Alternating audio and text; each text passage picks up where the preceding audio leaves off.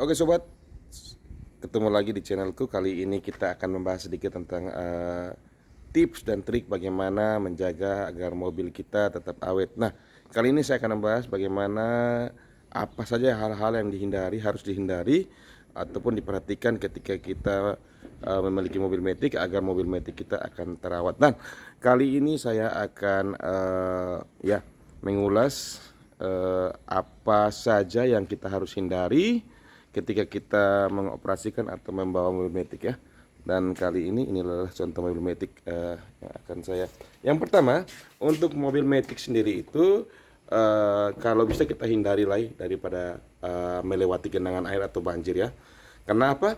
Karena pada mobil matic itu terdapat pada transmisi matic di bawah di mesin itu terdapat eh, seperti suatu lubang ya, di mana lubang itu tempat pembuangan ketika transmisi matic itu menjadi panas, bisa tempat-tempat sirkulasi udara. Nah, kalau kita melewati genangan air atau banjir dan ketika air masuk pada transmisi matic, itu bisa mengakibatkan maticnya bermasalah. Nah, tentunya ketika air masuk dan bercampur dengan oli, nah ini menjadi suatu masalah yang besar bagi mesin matic kita, di mana matic itu ketika kita memperbaiki memerlukan ongkos yang tidak sedikit dan tentunya akan menguras kocek kita. Jadi oleh karena itu sebisa mungkin untuk menghindari kita melewati genangan air atau banjir ya. Apabila sudah terjadi kita melewati genangan air atau banjir dan tidak bisa dihindari, sebaik atau sebisa mungkin kita memeriksa oli matic kita ya, dan kalau memang sudah tidak bisa digunakan sebaiknya kita ganti. Oke, yang berikutnya adalah eh, kita hindari memindahkan tuas atau transmisi ketika mobil sedang berjalan. Jadi kita masuk ke dalam coba. Nah, seperti ini ya. Kita harus menghindari ketika kita melakukan atau menjalankan mobil ketika sedang arah yang berlawanan. Contoh, ketika kita sedang mundur, sementara mobil lagi mundur, kita langsung memindahkan ke D atau N. Dan sebaliknya, ketika kita maju, mobil sedang jalan, kita langsung tiba-tiba memindahkan ke D, R atau N atau P. Nah, ini hal-hal yang sangat fatal, bisa saja merusak transmisi matic kita. Sehingga disarankan apabila kita ingin memindahkan tuas, baik ke P, R, N atau D, sebisa mungkin mobil itu dalam kondisi berhenti. Jangan sekali-kali memindahkan atau menjalankan mobil ketika mobil itu masih berjalan, karena bisa saja merusak transmisi daripada matic ya, karena kita tahu bahwa transmisi matic ini beda sama manual ya, dan tentunya pemeliharaan dan juga ongkos perbaikannya tentu jauh lebih mahal daripada transmisi manual. Oleh karena itu saya pikir harus dihindari hal-hal tersebut demi tetap awet atau terjaganya transmisi dari kendaraan kita ini.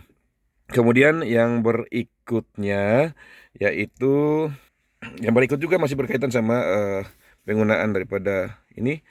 Ketika kita berhenti, usahakan seminimal mungkin kita menggunakan tuasnya berada pada D ya, karena biasanya kita kadang-kala berpikir ngapain pusing-pusing, cuma berhenti sebentar, kita taruh di D aja, kita injak rem. Karena ketika kita taruh tuas kita di D, transmisi daripada mobil itu terus berjalan ya. Jadi walaupun kita melakukan pengereman, jadi disarankan apabila kita berhenti ataupun sementara parkir, walaupun nggak lama, itu kita sebisa mungkin tetap memindahkan di N atau P ya. Jangan terlalu sering kita taruh di D ya, dan kita menginjak rem, karena ketika kita taruh walaupun kita berhenti, otomatis transmisi maticnya terus berjalan ya, dan ini akan em, kurang bagus untuk transmisi matic kita. Oke, itu yang ketiga.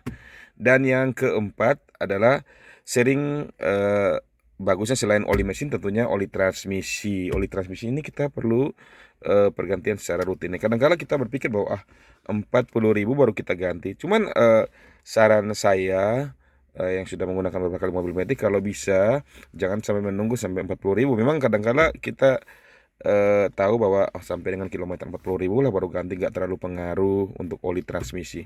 Ini yang salah. Saya pikir kalau bisa ya kita untuk kebaikan dan juga panjangnya umur pemakaian kendaraan dan juga transmisi matic kita sebaiknya kalau saran saya 20.000 digantilah.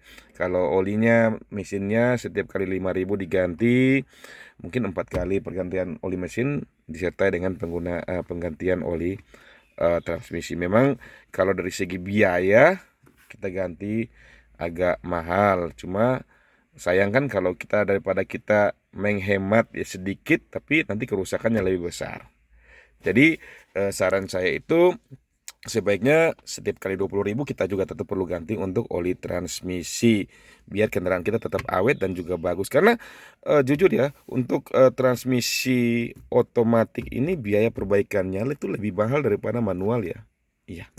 Jadi ada baiknya kita korban sedikit biaya, tetapi kendaraan kita awet, aman dan juga terhindar dari kerusakan. Nah, itu beberapa tips sederhana yang menurut saya cukup wajib diperhatikan oleh kita sebagai pemilik mobil matic ya. Dan saya pikir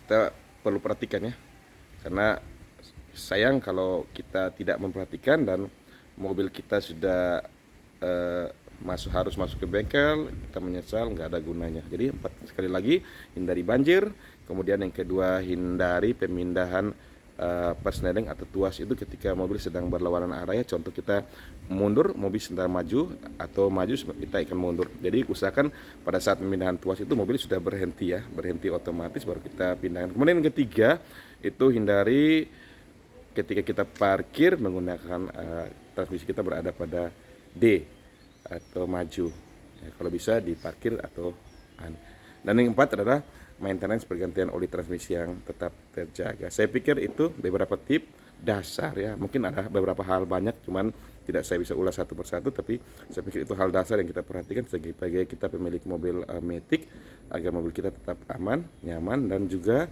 terhindar dari pengeluaran biaya yang tidak kita harapkan. Oke Sobat Mania, itu sedikit tips dari saya, semoga kurang lebihnya bermanfaat bagi teman-teman semua dan terima kasih, sampai jumpa.